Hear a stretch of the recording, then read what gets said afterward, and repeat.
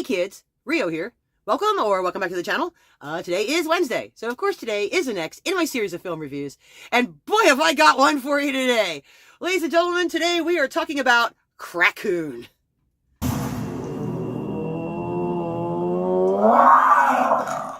Okay, look. I found this movie completely by accident. I was literally just kind of bored and looking for something, and I saw the title.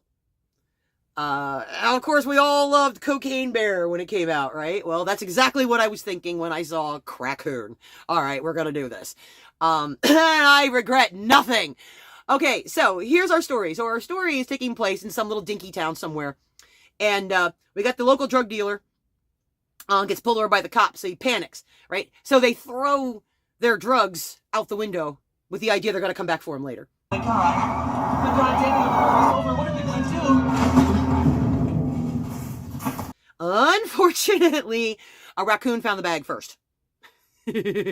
Oh, and it gets better, because what's actually in this bag is some new experimental designer drug.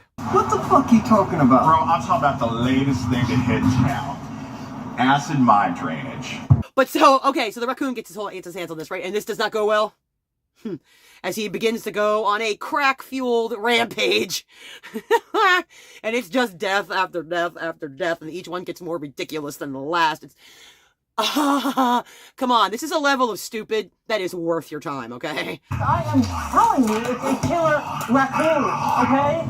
It's all fucked up on drugs and shit. Now, there is a stupid amount of characters in this film. And a lot of them aren't really given names, like, during the course of the film. So by the time you go to the credits and go, okay, but who the hell's Ernie? Right? You don't know who's playing who. It was kind of hard for me to figure out. But we'll start by talking about the behind the scenes, okay? So this is really fascinating. So there's two companies that are listed in the kind of production distribution. The first is Fuzzy Monkey Films. Now, Fuzzy Monkey Films is a relatively new company. It was established in 2014 by Brad Twigg, who is also the director on this. And as it turns out, they've got quite an extensive catalog of stuff. Having only really gotten started in 2014, they got quite an extensive catalog, and he's either the writer and or the director on a lot of them. A lot of the cast members in this one appeared in other ones as well. I was looking up a bunch of them because I want to try to check out some more films from this company. There was a couple of them that I found interesting. This theme, there's another one called Crackula. I believe we saw one called Crocodile.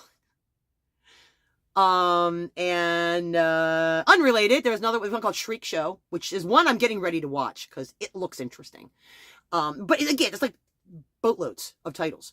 I mentioned it in another review when I was talking about Charles Band and Full Moon Features, or like talking about Trauma, right? Where they have this cast of very talented people that just kind of keep moving around in different configurations. And to just keep churning out work. I was actually involved with a group like that for a while called Forbidden Pictures. And Forbidden Pictures, we called ourselves the Forbidden Family. And that was us. We just did different combinations of things. You know, in one I'd be an FX artist, another I'd be, you know, like a PA, and another I would be doing music, and another one I would be, right? Whatever your skill was, you got moved around for different projects. So that's kind of what this Fuzzy Monkey Films does, it looks like. And I'm there for that. The other company that is listed is a company called Burning Bulb Productions. Burning Bulb Productions is a relatively new company too. Was actually founded by a man named Gary Lee Vincent. Interestingly enough, I'm going to need to put up a murder board here because Burning Bulb Pictures was actually involved in another film I watched recently with John A. Russo from Night of the Living Dead. In fact, a lot of these people, I saw a lot of these names there as well. I'm going to need a board with the strings and the whole thing to work that out. But the important thing to note about Gary Lee Vincent is not only is he the founder of Burning Bulb Productions, but this movie's based on a book, and he wrote it. He also appears in the film itself as a sheriff, the cop. He's in this movie as that character. So that's a lot of fun. He was also in the other one that Okay, I need the board. Okay, so as I looked up credits for a lot of the people involved in this film, most of their credits all came back to other films that were done by Mr. Twigg. So anything's done under Fuzzy Monkey or Burning Bulb, like one way or the other. Like I said, I need a board. But so we actually have another writer listed. So let me make sure I give this person credit. We have Brad Twigg, of course, who's also the director, and then Gary Lee Vincent, because he's the one that wrote the book that story's based on. And we have another writer named Todd Martin, who contributed to the story as well. Our DP is Juan Sanchez. Okay. And the musical score was done by Mike Treblecock. I'm so sorry if I got that one wrong. Now, for special effects, and honestly, you can expect there's going to be a lot of them in a movie like this. There's both practical, a lot of practical, and then there's Viz. It doesn't really say who did what. It just gives a list of names. Only a singular person was called out for a specific gig, and that was for pyrotechnics. The rest of them is just a list of names. I'm just going to read the names because Jamie Apple, Daniel Brooks, Alan Carnes, Leslie Monk, Darren Ricci, Melissa Sapienza. I'm so sorry. And of course, Brad Twigg, doing a lot of effects on his own as well. So yeah, very much an in-house production, and I like that. Be careful out there today. I will. It's not like anything major is going to happen. It never does. I need you to give the sheriff a call. We got 2 dead bodies up here on the mountain. So some of them are principal players in this thing. There are a lot of characters, okay? A lot. And some of them aren't very long. But there's a lot, because lunch. But there's a lot of characters, okay? There's a lot of characters. And like I said, some of them don't even get names. They're just sort of there. And it was kind of hard to figure out who was who. But there's a couple that I did kind of figure it out. So we have Denny, who was the drug dealer, right? And then, of course, his boyfriend, I guess. They make a reference to them being married, but I don't know if that was actually supposed to be true or there was a lie they were telling the cops, so we'd let him go. But you have those 2 characters. I cannot figure out who's playing the other one, okay?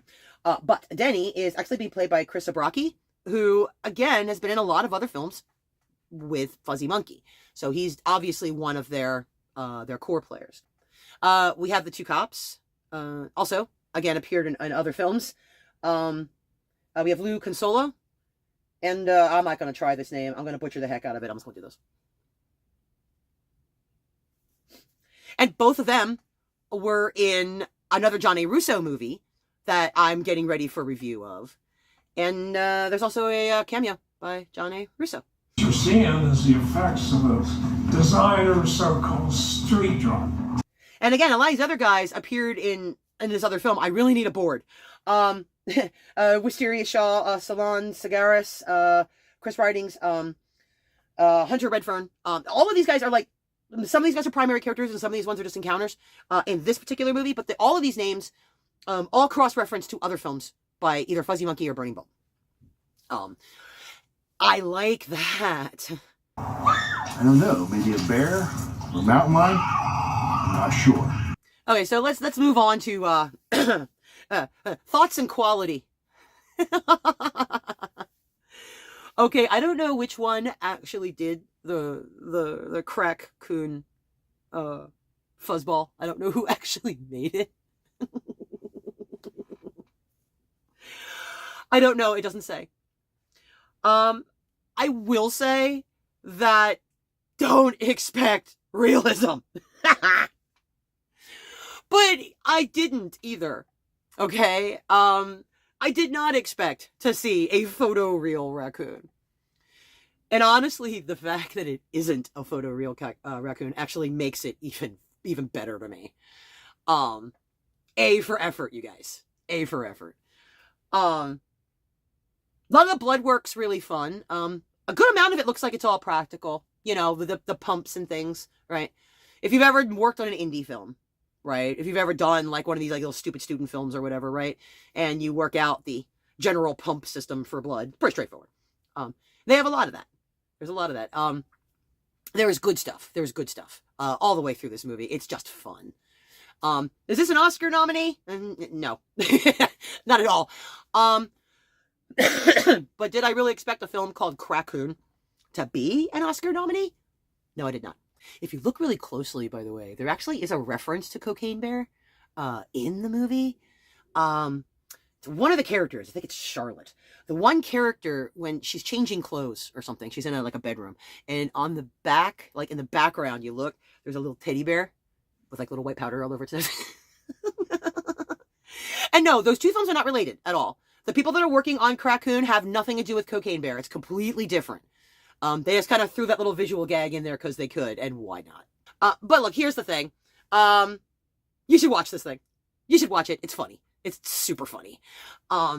This is just a really honest to God, lowbrow, slasher, ludicrous little monster cryptid kind of movie. This is, don't look for an Oscar nominee. Don't look for, they get acting awards. Don't look for any of that, okay?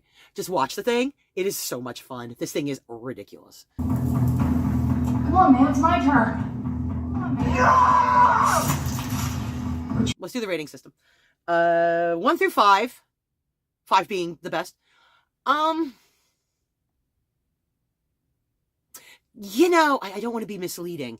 I'm just going to give it 10 points to Gryffindor for sheer dumb luck. Because it's funny. Just watch it. Just turn off your brain and watch it. It's great. I love it because of that. So there you are. All right, kids. I guess that's going to do it for me for this week. There's a like and subscribe button down here somewhere. Go ahead and sign up. You'll get notifications when my new stuff goes up.